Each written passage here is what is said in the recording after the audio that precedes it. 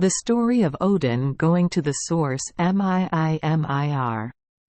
Odin is the almighty leader of the gods. Odin is the god of wisdom, knowledge, poetry, and also the god of war and death.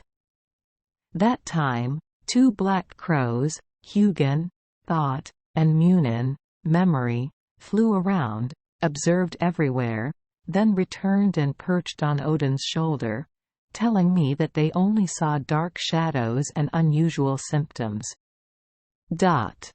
Odin felt that he needed to be wiser to promptly deal with the dark things to come. The god said goodbye to his wife, the goddess Frigga, to go to Mimir's source to change knowledge into wisdom. The source of MIimir is near Jotunheim, the world of giants. On the way, Odin transformed like an ordinary person when passing through Midgard, the human world, transformed again like a giant when reaching the giant area, and renamed himself Vegtam the Wanderer. Meeting a giant riding a male deer, Odin walked beside him and quickly got acquainted. "Hello, friend, what is your name?" "My name is Vafthrudner, the wisest and most intelligent of the giants."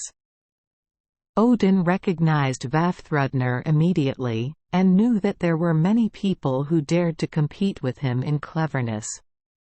Those people had to answer 3 questions. If they lost, their heads would be amputated by Vafthrudner. Odin then spoke up. "Dear friend, my name is Vegtam the Wanderer. What do you think? I want to compete with you in cleverness." "Ho, ho, very good. You know my rules, right? If I lose, my head will be on you. If you lose, your head will be on me. Now, let me start first, okay? Please feel free to ask questions first." Vafthrudner nodded and asked, "Please tell me the name of the river that flows between the heavenly paradise of Asgard and Jotunheim, the giant world." "Eiffeling, sir. The name of that river is Eiffeling. It is a bone-chilling river. The cold water cuts the skin, but never freezes into ice."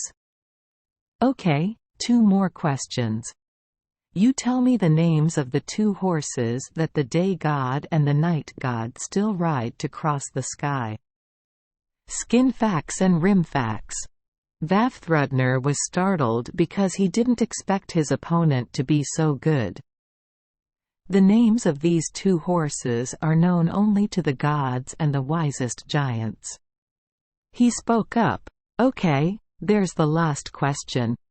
Please tell me the name of the field that will be used as the battlefield for the final extermination." "Vigard Field, my friend. This field is 100 miles across." So it was Odin's turn to ask. "Please tell me the last words Odin whispered in the ear of his precious son Balder." Hearing that question, the giant quickly jumped down from the deer's back, looked intently at Odin and said, "Only Odin can answer that question." "How can I answer? Is he himself Odin?" Odin laughed. "Ha ha, so you lost. If you want to keep your head, tell me what MIimir wants in return if I want to drink his spring water." "MIimir will claim the right eye." "Cha-cha dance. Why do you want to be so evil? Is there any other way?" "There is no other way. MIimir always insisted on achieving the same. Well, I've made it clear to you, please don't ask for my head again." "Very good, please go ahead." Vafthrudner quickly jumped on the deer's back and walked away. Odin was still standing there, struggling to think. "You want to gouge out my right eye? Why is the price of drinking water from the wise source so expensive? Maybe there's no need to be clever anymore." While thinking that, Odin followed the path to the south and saw the fierce face of Surtur with his longsword flaming. Then that extremely powerful enemy will join the giant's side and fight to the death with the angels. Odin absent-mindedly changed direction to the north without realizing it.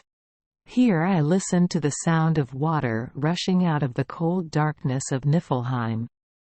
Odin suddenly realized that he could not let the world be burned by Surtur in a sea of fire, or left to crumble into dust and fall into the dark, cold nothingness of Niflheim.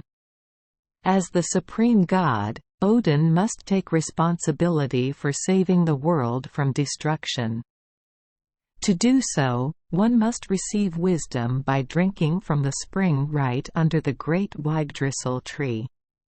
Odin went straight to the fountain of wisdom. Mimir always stood there, eyes staring down and guarding. Every day, Mimir drank the water from the source of wisdom once. So at a glance she immediately recognized Odin and greeted, "Odin, the highest god of the angels, what are you doing here?" "I want to drink from the fountain of wisdom. But for that, I have to pay a very high price." "I don't mind that, Mimir. So please come and drink." Odin held the horn in both hands, bent down and began to drink water. While I drank like that, the future seemed to open up for me to see everything clearly.